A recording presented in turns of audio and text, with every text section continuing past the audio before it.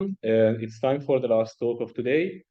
So let's give a short introduction about Matteo Pisoni. He obtained the bachelor and master degree in biological science and molecular biology of the cells, respectively, from University of Milano in Professor Anna Moroni lab. Matteo worked on the biophysics of ion channels, studying structure-function relationship, focusing on HCN channels. Then moved to the Italian Institute of Technology in Geneva in Dr. Ferlin's lab. There he worked on two-photon imaging and optogenetic manipulation of neural circuits in vivo. Presently, he is in Dr. Bataillet lab at the Institute de l'Audition Pasteur Institute in Paris, working on all-optical approaches to control neural ensemble in the context of auditory perception in mice. So thank you, Matteo, for being here, and the virtual stage is yours. Okay, thank you. Can you hear me well? Okay, so thank you all for the invitation, and thank you for being here, and thank Marco for the introduction. So as Marco mentioned, today I'll be talking about two-photon optical experiments, and hopefully by the end of this talk, I will convince you that we are moving toward this very ambitious two-photon optical electrophysiology experiment. Now, I wanted to give just a brief outline of the talk. So in the introduction, which apparently will be faster than I expected since the brilliant talk by Edgar, on why do we care about this technical stuff. Then the second part will be dedicated to my PhD work that I carried out in Tommaso Ferlini's lab in IIT in Geneva. And then the last part will be dedicated to my current project here in Paris in Dr. Bataillet's lab. So to start off with this question that I said, why is all of these technical things interesting to us? Why is it important? Well, because at least for me, it allows me to study sensory perception. This is what I'm mainly interested. And by sensory perception, I mean the processes that are largely unknown that take place inside your brain after stimulus presentation, and that lead to the generation of a percept or a representation of a sensory object.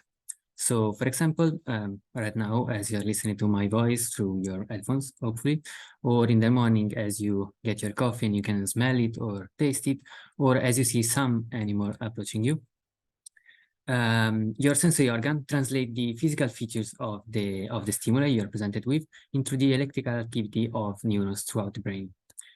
Now, how different neuronal circuits and single neurons contribute to the generation of the sensory perception, and how is this representation then used by higher order structure of the brain in order to instruct some kind of eventual behavior, it's largely unknown. To tackle this kind of question, one ideally would like to have access to the electrical activity of all the neurons responding to this stimuli. However, as I think you are aware, this is technically not possible.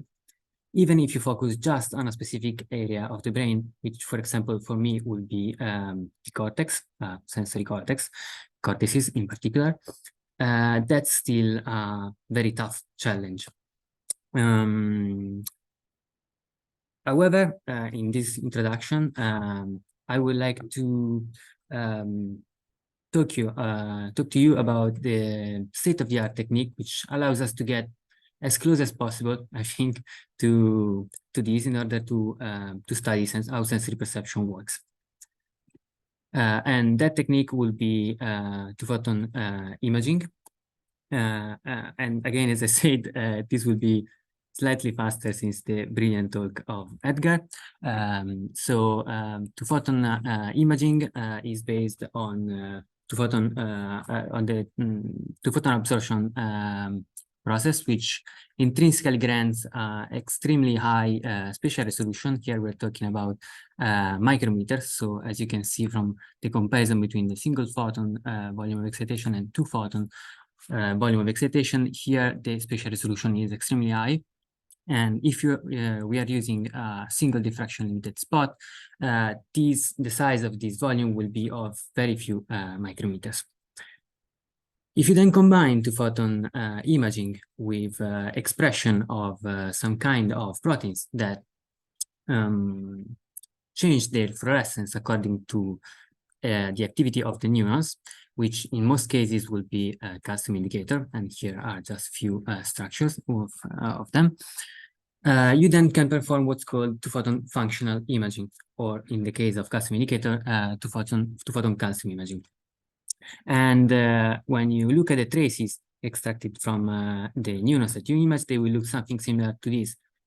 So you have this increase in fluorescence, this transient in fluorescence, which are a proxy of the electrical activity that here you can see as this trace below. Just to give a bit of perspective, know that this approach, this technique allows you to have access to very minute structure, such as dendrites, but allows you also to follow multiple neurons up to the mesoscopic scale. This is, for example, taken from a paper from the Svoboda group, where they imaged activity of neurons across the whole hemisphere, which is over here. I think it's a bit dark, but hopefully you can see it. Now, this is great, and as I said, as excellent spatial resolution that allows us to image single neurons. And so we can identify, we can follow the identity of the neurons that in our framework is responding to the sensory stimulus. And so, well, we are also able to detect the spatial coordinates. However, if you just record the activity of all these neurons, you will be, quote unquote, just left with a correlation among these neurons or between these neurons and the behavioral output. However, if you want to test the contribution of these single neurons in the generation of a sensory perception, you will need a causal interrogation. Oops, sorry. A causal approach to, a perturbation approach to causally test their involvement in these processes. And in neuroscience, the method of choice will be optogenetics, which relies on the use of opsins, which are typically, in most of the cases, ion pumps or channels, which are light-gated, meaning that they can conduce hyperpolarizing or depolarizing currents upon illumination at specific wavelengths. If you then combine these, the expression of these proteins with the two-photon microscopy, you can then perform very precise manipulation of neurons when combining it with advanced optics. And again, I think the previous talk was very amazing in showing this. There are several ways of performing pattern illumination, so perturbation of specific neurons in discrete location in the brain. And they showed it is possible using a spiral scan. However, there are different methods that you can use to achieve this. Now, if you then combine two-photon functional imaging and two-photon optogenetics, you can perform what's defined as this two-photon all-optical interrogation, which it's becoming more and more trendy and more widely used, to the point that actually there are several protocols available online. For example, this one I think is very valuable from the OSL group. And actually, this is a very nice introduction for my PhD work. So during my PhD, I performed these kind of experiments, these two-photon optical experiments, in which typically, let's say the most common approach to perform this kind of experiments will rely on the combination of GCAMP, this blue light sensitive, blue light excitable calcium indicator, with so-called redshifted opsin. So opsin which have the excitation peak shifted toward longer wavelength, as it is simplified in this cartoon over here. Now, this is a available approach. However, still the OSL group pointed out that under specific experimental condition, it may incur in some limitation, meaning that they proved that during imaging activity, which in this panel is shown as these gray boxes, neurons co-expressing this indicator and this opsin actually show an increase in firing rate upon imaging. So this activity is defined as crosstalk activity, and it is due to the overlap of the two-photon spectra of the indicator and the opsin. So in order to solve this limitation, in Tommaso Fellin's lab, it has been developed this complementary strategy, which relies on the expression of redshifted calcium indicator, gel compound A, in combination with blue light sensitive opsin. In the 2018 paper they published, they used channel opsin 2 as excitatory opsin and GTSR2 as inhibitory opsin. However, one limitation with that approach was that the relatively low conductance of channel opsin 2 required them to use high power of stimulation, high average power of stimulation in order to obtain an increase in firing rate. And using high power stimulation is actually inducing eating in the tissue, and so damage on the long term, as well as in using their photostimulation approach, limiting the total number of neurons that could be simultaneously activated. So the aim of my project was to develop and characterize a novel blue light sensitive opsin, which could allow for higher efficiency photostimulation in vivo. And to do so, we collaborated with the IZAR group in Israel, where they generated a new variant of the opsin kosher, whose action spectra I've reported over here. And yeah, they generated this new construct, which they named the ST kosher, since it's soma targeted, thanks to the to this KV 2.1 targeting sequence, which was appended to the sequence of kosher. Then they characterized it in acute slices to in which they demonstrated that the soma restriction actually improved the photocurrent elicited while stimulating the soma, and that restriction was actually efficient in increasing the resolution of the photostimulation. What we did was to test it in vivo.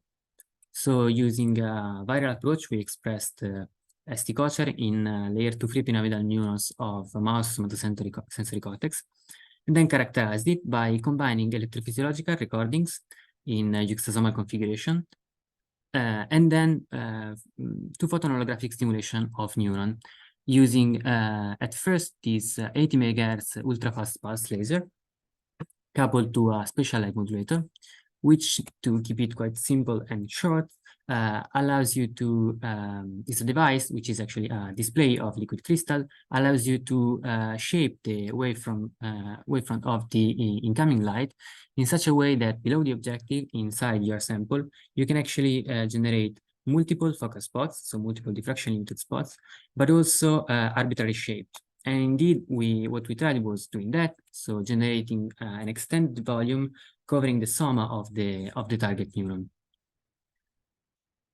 So we stimulated the neuron and observed a response, which we quantified over here. So you see that upon illumination, there is a robust and significant increase in firing frequency, which is also reversible.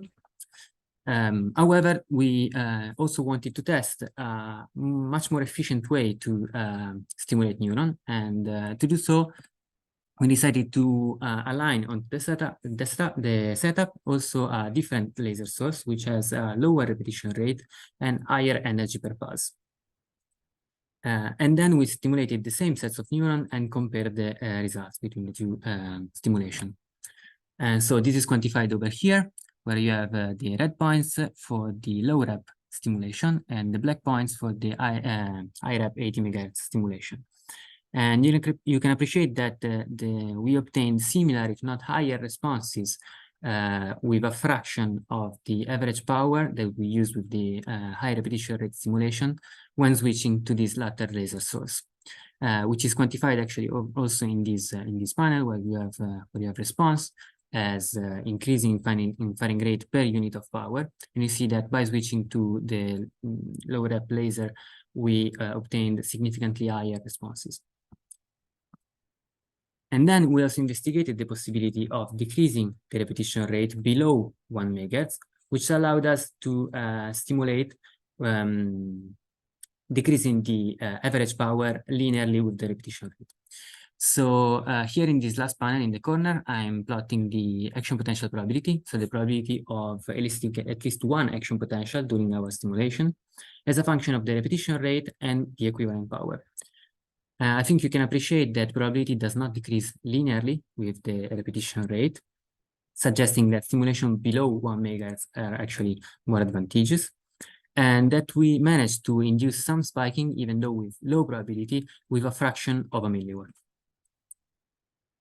Now, given these great results that point at the high efficiency of this opsin and the large conductance of this opsin, ST culture, we then wanted to test whether it could still limit the crosstalk between imaging and photostimulation. To do so, we replicated the same experiment that was showing in a few slides back from Packer and colleagues, where we performed raster scanning of a small field of view at around 11 Hz frame rate, in which there are neurons that are co-expressed in the opsin ST culture and the red-shifted calcium indicator GER-CAMP1A. So first we imaged this field of view at 1100 nanometer, which is close to the excitation peak of GER-CAMP1A. And the imaging epochs here again are reported as gray boxes. And this is the quantification. We observed no significant increase in firing rate. However, as an internal control, we then switched the imaging wavelength to the excitation peak of the opsin, which resulted, as you can see, in a robust and significant increase in firing rate upon scanning. So this was very encouraging, and so we decided to perform simultaneous imaging of GER-CAMP1A using the 80 MHz laser tuned at 1100 nanometer and ST culture photostimulation using the low rep laser in a neuron co-expressing these two proteins. Now here in this C panel over here, I'm reporting a few representative traces of neuron simultaneously stimulated, and the red bars indicate the photostimulation. However, if you want to take a look at the transient, here in panel D, you have a representative transient color-coded according to the repetition rate of the stimulation we used. And next to it, there is the quantification of the response as a function of the repetition rate. And again, we observe this that the responses decrease non-linearly with the repetition rate, reinforcing the electrophysiological data that I showed a few slides ago.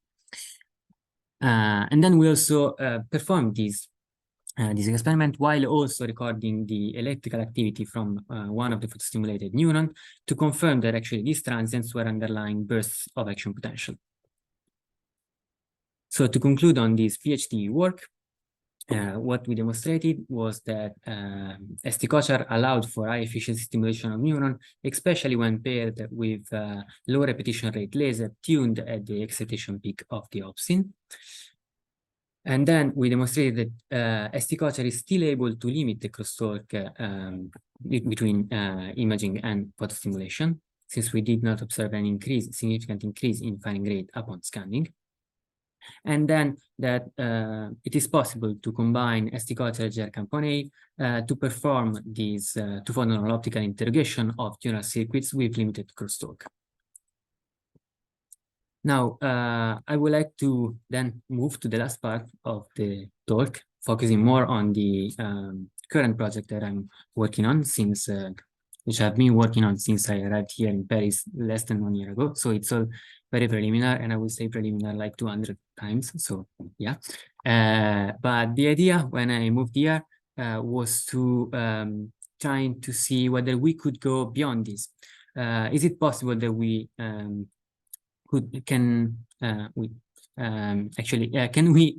do we need to settle for this proxy of the electrical activity of the neurons we are imaging and that we are stimulating?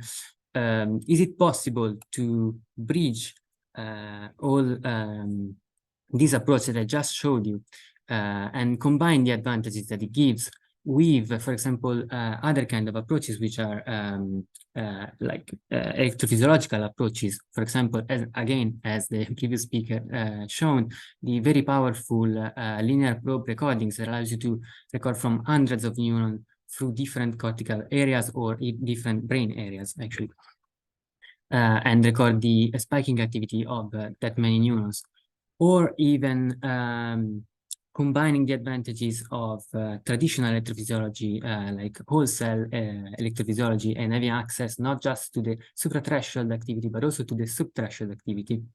So is it possible to bridge them and make the best out of them? I think so, and I honestly hope that I can convince you that it's possible by imaging voltage. So imaging voltage is possible since there are voltage sensors available right now. Actually, there has been since the 70s, first as in the form of synthetic dyes. However, since the end of the century and the early 2000s, the first genetically encoded voltage indicator have been developed. And I don't want to go super long on this, but I just wanted to give a kind of introduction. So there are two main families of voltage indicator, genetically encoded voltage indicator, that differ according to the domain by which they sense voltage fluctuation. First one is the voltage sensing domain based, and then there's opsin based. So the first one are based on these VSD, which is composed of 4 transmembrane helices, one of which is positively charged and is really reminds of some potassium voltage gated channels. And then these positive helices undergo some conformational changes upon the membrane voltage membrane fluctuation, and that it's used to change the fluorescence of the fluorophore attached to it. In the second case, then the opsin-based family, they use bacterial rhodopsin, which have been modified in order to sense voltage. And then again, conformational changes are used to produce some fluorescence. And in both these families, then there start to be actually quite a lot of flavors according to the fluorophore that is attached and the position of the fluorophore and so on. So voltage sensor, check. What do we miss to imaging voltage? Well, actually on the hardware side, it's quite a challenge, especially if you want to perform two-photon voltage imaging. Because first of all, you need to deal with electrical signals, which are extremely fast. So you need to have an exquisite temporal resolution.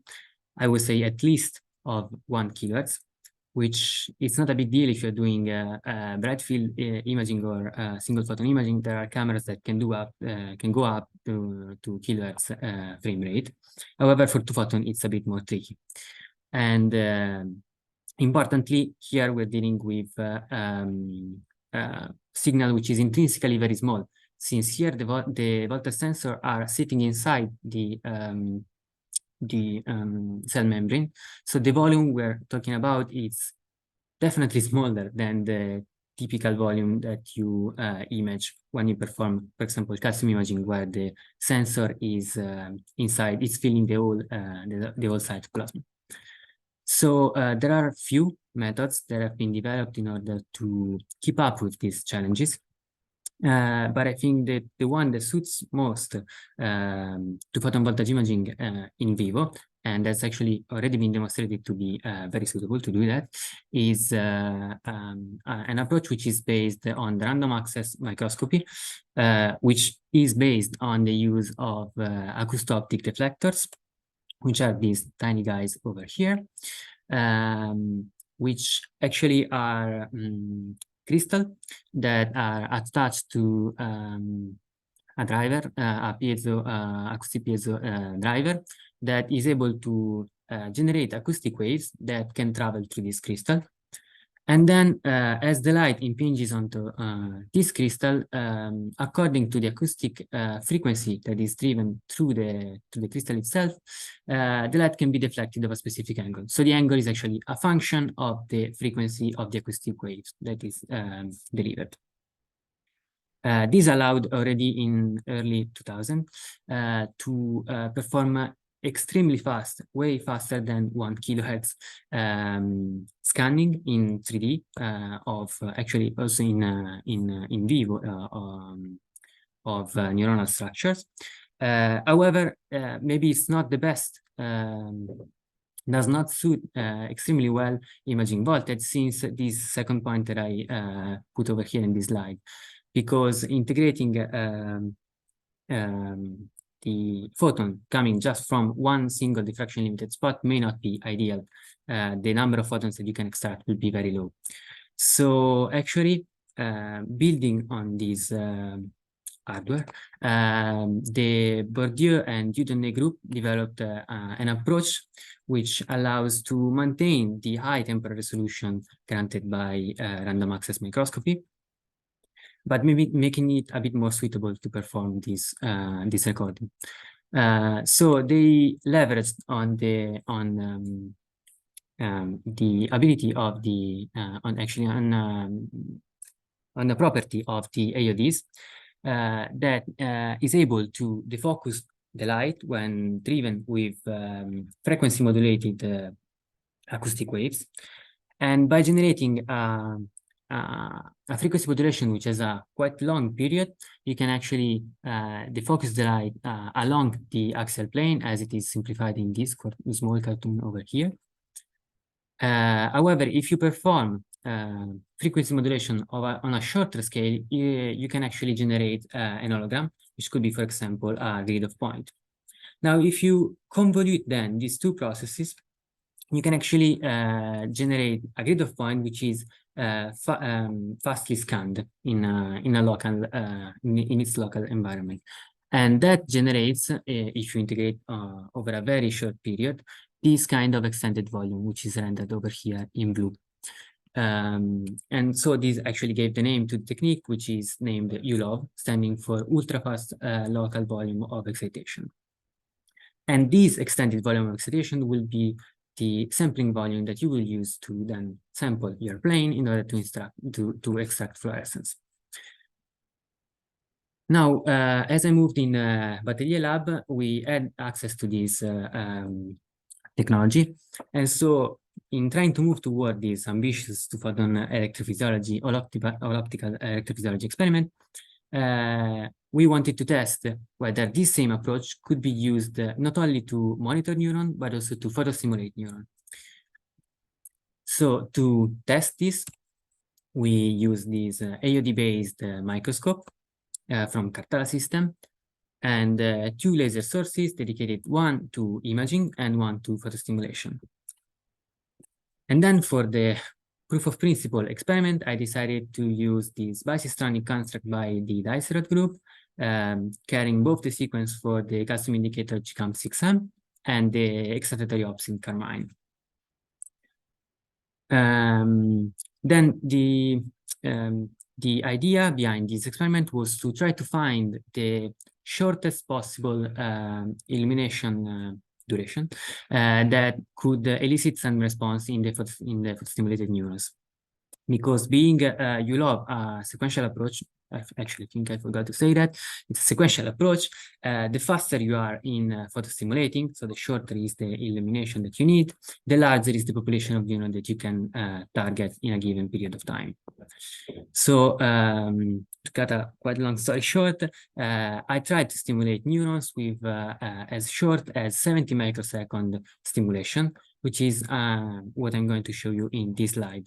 So what is about to appear on your screens is the representative traces that I got by simultaneously recording and stimulating these 20 neurons circled over here in this image, and simulating them at, with 70 microsecond pulse.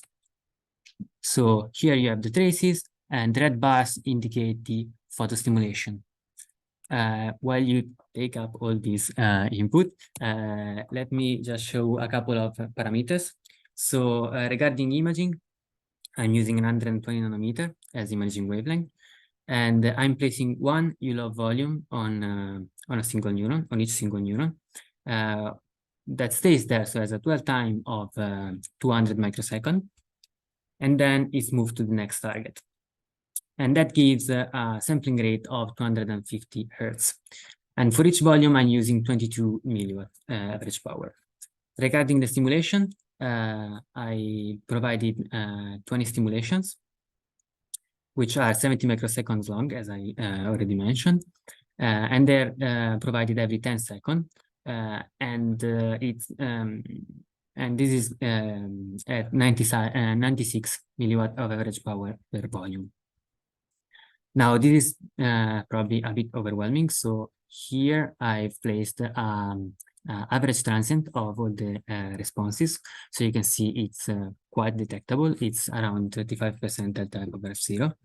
And as I said before, this is very preliminary and still ongoing. So I don't have much statistic on this specific stimulation.